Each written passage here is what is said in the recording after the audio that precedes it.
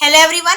Today we'll discuss the part 44 of the NEET quiz important questions, and today we'll discuss the questions about the topic trachea.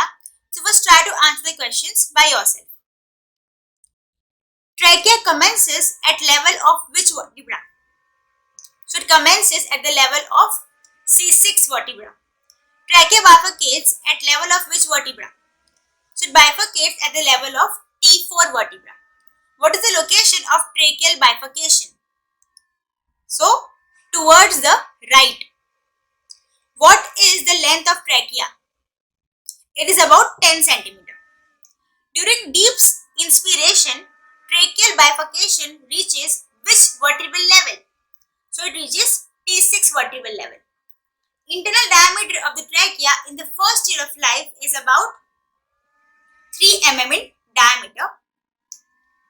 External transverse diameter of the trachea in the males is about 2 cm. External transverse diameter of the trachea in the females is about 1.5 cm. Lumen of the trachea in the living adults is about 12 mm. Isthmus of the thyroid gland is related to which tracheal ring? 2 to 4 tracheal rings.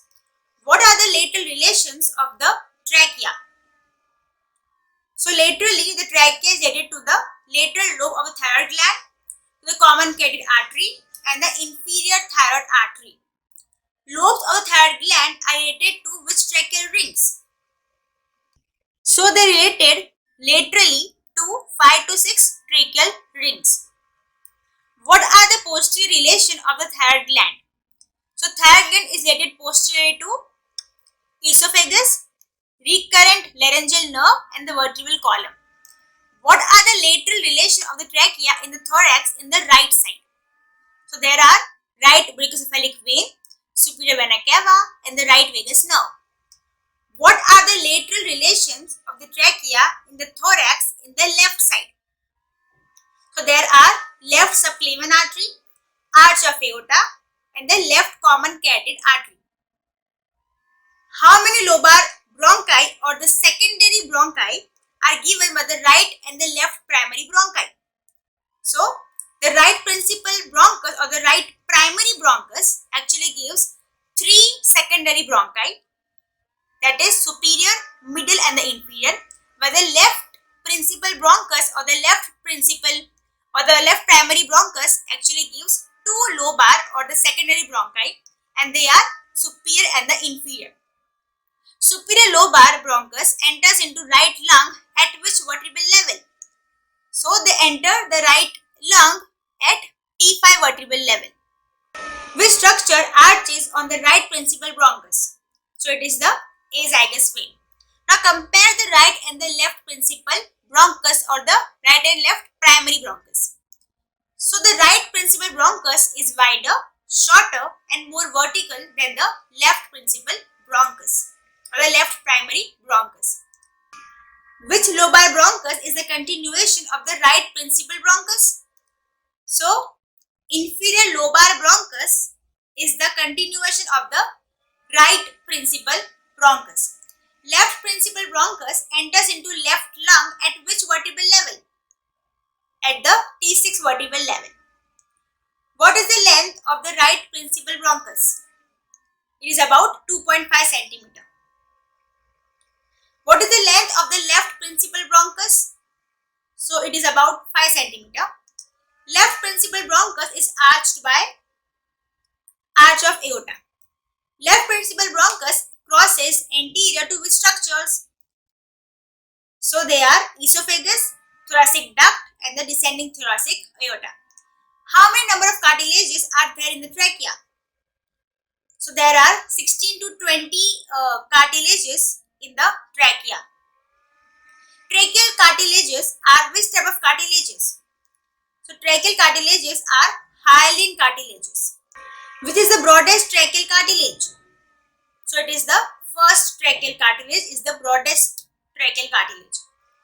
Unciform process is seen in which tracheal cartilage?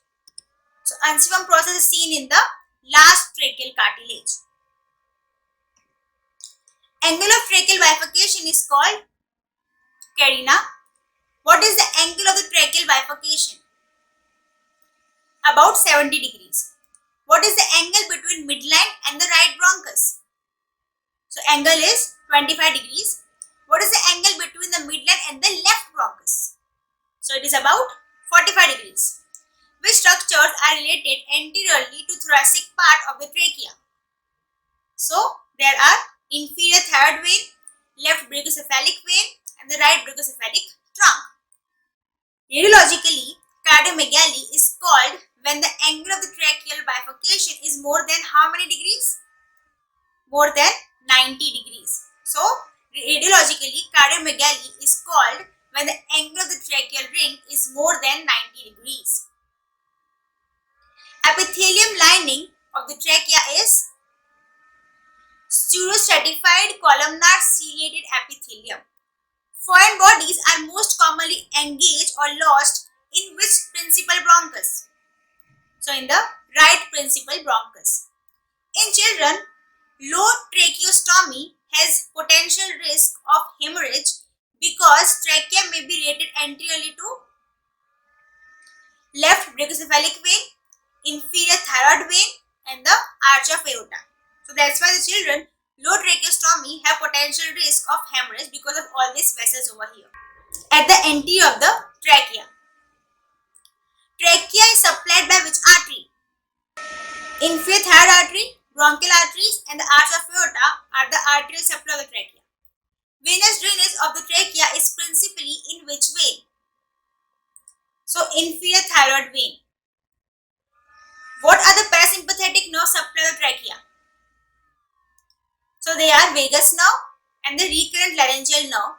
Parasympathetic nerves are motor to the tracheal muscles, secretomotor to the mucosal glands and they are sensory to the mucosa of the trachea.